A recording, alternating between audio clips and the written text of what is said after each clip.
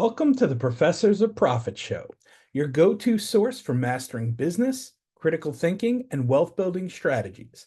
I'm Dr. F Scott Feil, the Professor of Profit, and each week we'll dive into how thought leaders and CEOs think, make decisions, and drive success. You'll learn how to think like a CEO, make smarter choices, and turn profit into long-term wealth. Whether you're a seasoned entrepreneur or just getting started, this show gives you the mindset and tools to level up in business and life. Let's get learning. Class is in session. Hello, everybody, and welcome to another episode of the Professors of Profit podcast. I'm your host, Dr. F Scott Feil, and I've got with me today an interesting guest, Dan Catuccio. Did I say that right? Was I close? You did perfectly, Scott. Awesome. Awesome. Well, Dan, tell us a little bit about your side hustle. The easiest way that I can start this conversation is just by saying that Dan is an entertainer. Let's start there, and you can kind of tell us a little bit about your journey and where it's led you and where you plan to go with it. Cool, man. Well, yeah, thanks for having me, Scott. Definitely appreciate being here.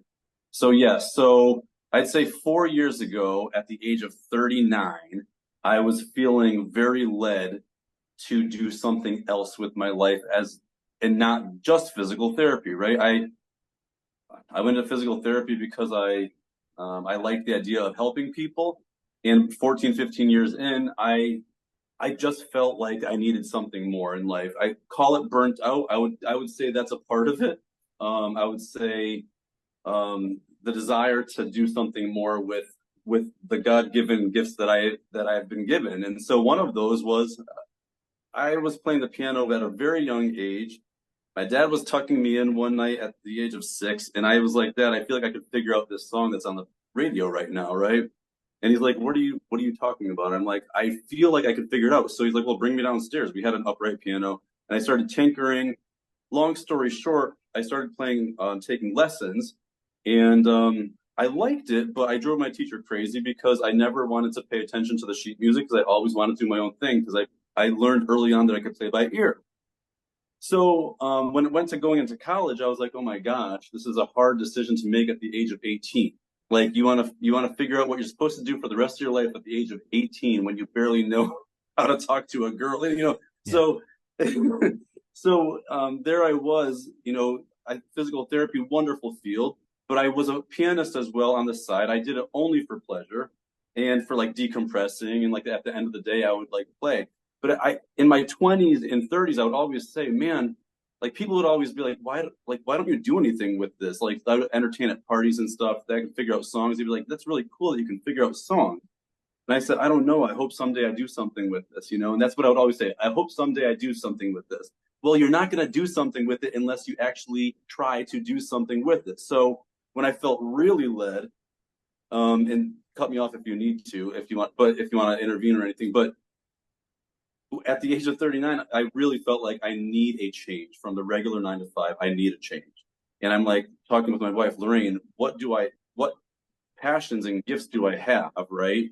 That I can try to actually make money with. And after praying on it and thinking on it for months, it like hit me just like a brick. And I'm like, why would I not at least try to make something of my music? And so I will say this. It's like stepping into the unknown of like outside of your comfort zone majorly. I did not go to college for music. I was not a professional.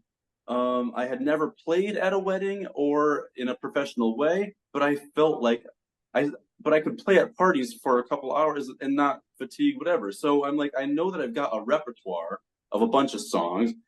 So I was like, let me go to a studio, let me make a website and get some recordings. Da, da, da. I did that. It was right as COVID happened. It was crickets for a little bit because it was COVID, and I'm like, this is bad timing. There's no weddings. There's no nothing.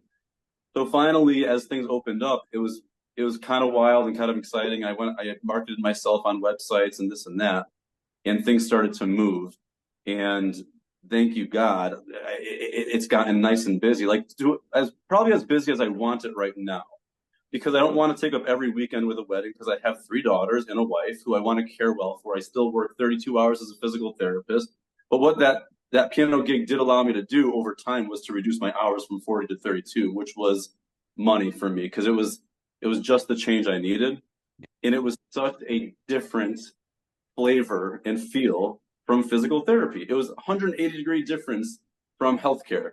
I would go to my weddings, I would play their ceremony. They would ask me to learn certain songs for the ceremony and cocktail hour, whatever. I would sit down, I would play, I would stand up. No phone calls to the doctors, no documentation, just just enjoy, get some thumbs up and fist bumps from guests, and it's been such a really cool change.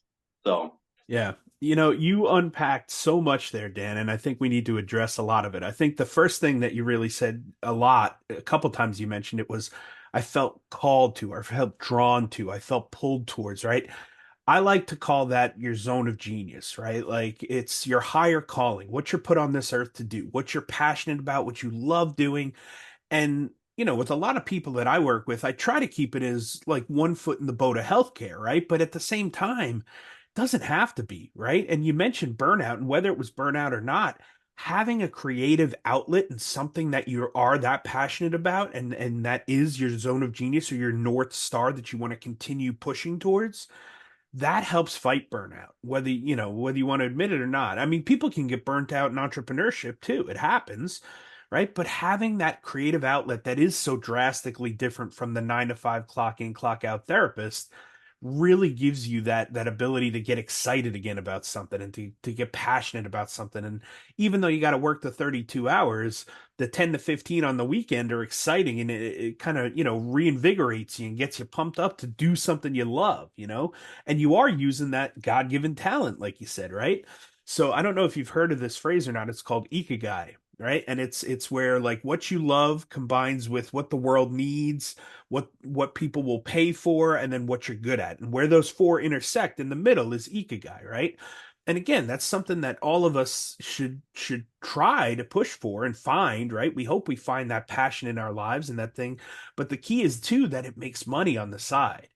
And that's what's amazing, right? Like, so tell us a little bit about like, if somebody's thinking about starting a side gig or a side hustle that isn't involved in healthcare, that doesn't keep their foot in the boat of healthcare, what are some reasons that they should like look toward to do that side gig or side hustle if they're, just really good at it or talented or they love it so much?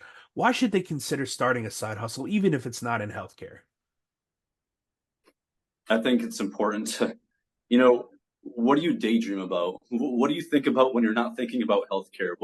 You know, what do you think about when you're not in the 9 to 5, or when you are in the 9 to 5? Like, oh, I wish I could be doing this right now, or I can't wait to do this when I get home. I mean, things that drive you internally are the things that I believe should be some of the things that you start to eventually try to make money with, because they're things that you're passionate about to begin with, right? I've read books, I've heard stories of people that go into e-commerce or something. I'll just use that as an example, right? And they'll start making money, and soon they're like, I am making money, but I am so disinterested right now, you know? Yep. And so I feel like there's got to be an interest or desire. Now, that's how it went for me, because the two extra side gigs that I have right now, which one is piano, one is social media, both of them were things that I started doing very naturally because I loved doing them. I On the social media front, I liked to make people laugh. I always, whenever things would get crazy political or whatever, I'd be like, "Hey, look at this," and as a distraction, like, let me make you laugh and lighten the mood. And I would try to do that a little bit in meetings, and that's just who I am at like a social gathering too. I like to try to lighten the mood. When it comes to the piano thing, listen, when I would get home from work, I would tell people when I get at the piano, it's like I can almost feel like weight lifting, because I've had a bit of a stressful day. I had 5 cancellations. I had 2 hospitalizations. I found a patient on the ground. I get home. I'm like, I need to decompress. Sometimes for me, that's running or working out. Sometimes it's playing the piano. And so reality is, if it's something that you are passionate about and enjoy, I think that that's one place to look as far as, is there a way that I can make money in this? That's at least the first thing I'm thinking, Scott. Yeah, I love that, man. It's such a great outlook on things because again, when you're doing what you love, it really does take the weight off your shoulders. You like So I teach for the most part full time, or work in academia now full time, right? And I love teaching. I love educating. It's just, I ended up getting my educational doctorate because I thought I could fall back on it eventually. I was like, well, I like teaching. Maybe I'll teach, at a community college somewhere by the beach when I retire, like one course or something like that. That'll be my retirement plan.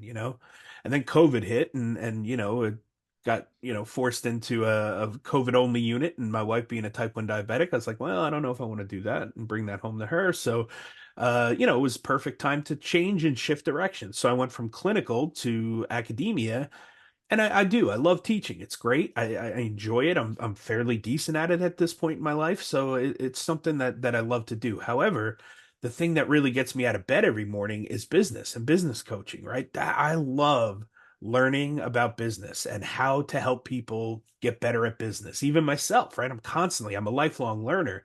But what I'm learning nowadays is very much healthcare education and business related. If it's not that, I'm probably not reading it. I'm probably not watching it. So like that gets me up out of bed every morning. That gets me excited. I can't wait till my feet hit the floor so I can start, running and getting this thing up and running and going. So, I definitely get that feeling, that vibe of just like, yeah, this is what I'm meant to do. This helps me, play, if you will.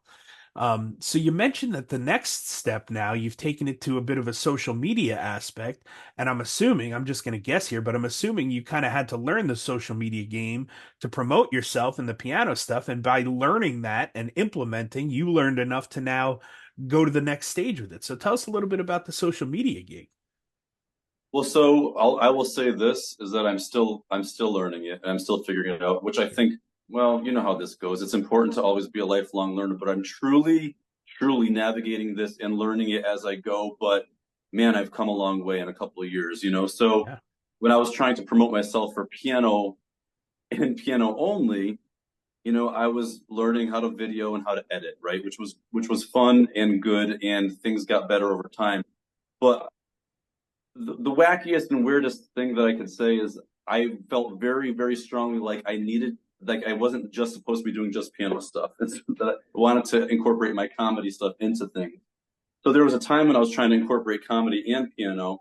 And then, you know, back in like April or May, I started doing some healthcare things, and that kind of caught fire a bit. And that's um, gotten me to where I'm at. But when it comes to editing, I've learned a ton over time um, of how to just incorporate different things and make things more attractive or entertaining.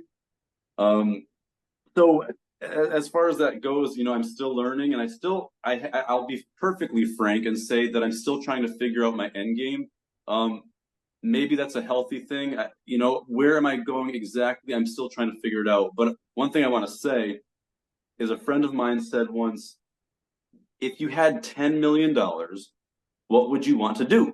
Like, I'm not talking laying on the couch or going to the islands. I'm talking for work. If you wanted to have a purpose, what would you want to do? Money's no issue. You have all the money in the world. What do you want? What impact do you want to have? What do you want to do? And so I'm still working on that. Like I'm still trying to figure it out.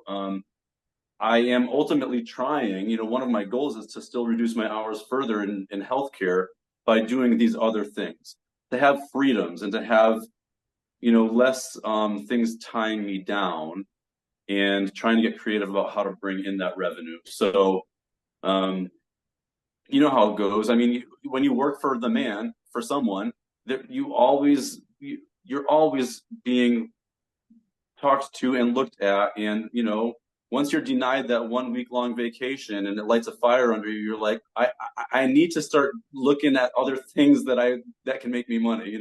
Yeah, 1,000%. I mean, that literally, I think the biggest thing in my mind is everybody wants to have that time freedom, right? And that's great. That should be a goal, I think. But in order to have that time freedom, a lot of times you need the money freedom, right? So it's kind of a chicken or the egg thing, but at the same time, it's like, all right, well, we have all these skill sets that we've learned over the years, whether it be through undergrad or graduate school or practicing as a clinician, right? So you have these skill sets that translate to other avenues and other areas in your life. It's not just as a physical therapist, like, managing a plan of care, prioritizing, adapting, like all those things that we learn how to do can be applied to other things, right? So it's just finding that other thing. And I think, like you said, not knowing what you want to do. And I mean, I still don't know what I want to be when I grow up, right? But like, it's fine because like I've got a vision, I've got a North Star, I'm working toward it and I'm finding it and I'm getting better and better and better and crafting my skill every day. And I think as long as you do that and you enjoy the journey, you'll find it eventually. And I think people need to realize that like once you do find it, like once you really plug into it, I mean, it's a whole lot better than working for the man because at some point Uh-huh. you become unemployable. Like you just get that feeling of like I can't keep working for these people because Mm. I could do it a different way. I would do it my way. I would do it a better Right, way. right, 100%. Whatever. I mean, at the end of the day, yeah, you get refused that week-long vacation and it's like, I'm out. Like that's the beginning of the end right there, man. Yeah. Yeah. You Well, know? one thing that you said that I love is that you wake up and you get excited about this thing that you do, which I think is just exactly what we're talking about and where it's at. I mean, to have that ability to wake up and to have excitement for what you're about to do is a really, really special and beautiful thing that I think a lot of people are trying to figure out. Um, Yeah. And some so, people never really, figure it out, which is a shame. right, right, I right. mean, I feel like we're blessed in the least because it's like, at the bare minimum, it's like, hey, we could always fall back on physical therapy, which is a great profession. Mhm. I help people, I enjoy it. Like, I'll never need a job. But if I could do things optimally and I could do them my way, well, I'm going to choose that path every Yeah, time if I can. yeah, absolutely. Yeah. And I have to say, the gratification that comes out of that. I mean, so I'm going to be perfectly frank with you. I did a wedding on Saturday, right? I it was another nice wedding, right? I did their ceremony and cocktail hour, and on the way home, I was kind of like giving my thanks to God, and because I was like, you know what? This is a gift that I was given that I finally, yes, felt the nudge to take a leap for, but it's almost like I shed tears at the time. I didn't, but I was like so in the zone of like true gratitude of I'm so grateful that I took that leap to try this because I never would have known otherwise. And the bride and groom they give me a tip and then you get an email and a nice card and this and that. And you're like, all these people smiling at you, you're like, this is exactly why I did this. It's a truly a difference from what I've been doing. It's something unique and I'm just crazy grateful. And so can I make my full physical therapy income as a pianist? I don't think so. Like if I did, well, I don't know. But online stuff is crazy. So I haven't, I'm just doing stuff in person. But um, right now where it's at is it's comfortable. And as far as growth goes, I mean, there's certainly growth to be had. But it's a beautiful thing when things start to move. Yeah. Yeah. Positive forward momentum, man. That's what Right. business and entrepreneurship is all about. Doesn't have to be big, huge leaps, doesn't have to be a seven-figure business with 200 people. Positive forward momentum, little baby steps in the forward direction. And you'll have stumbles, you'll have falls, you'll learn along the way, but that's everybody. I mean, you just should expect that. Right. It's not easy. Otherwise, everybody would be doing it, right? Total cliche phrase, but it's true. Yep. Yep. So well, Dan, I tell you, man, it's been an absolute pleasure chatting with you. Where can people find you if they want to see what you're up to or book you for a gig or anything like that? Where can people reach out and find you online? There's a lot of places you can find me. So you can find me on my website, which is dancatucciopiano.com. You can find me on Facebook, which is Dan Catuccio. That's where I have right now the most following when it comes to social media stuff. And again, my social media stuff is some of it is not, a lot of it's healthcare related, but you can still find me there. And you know how this goes on any social media platform. There's my email right there. So you can hit me up via my email or direct message me or whatever. I'm also on Instagram as Dan Catuccio. I'm on TikTok as Dan Catuccio. I'm on YouTube as Dan Catuccio.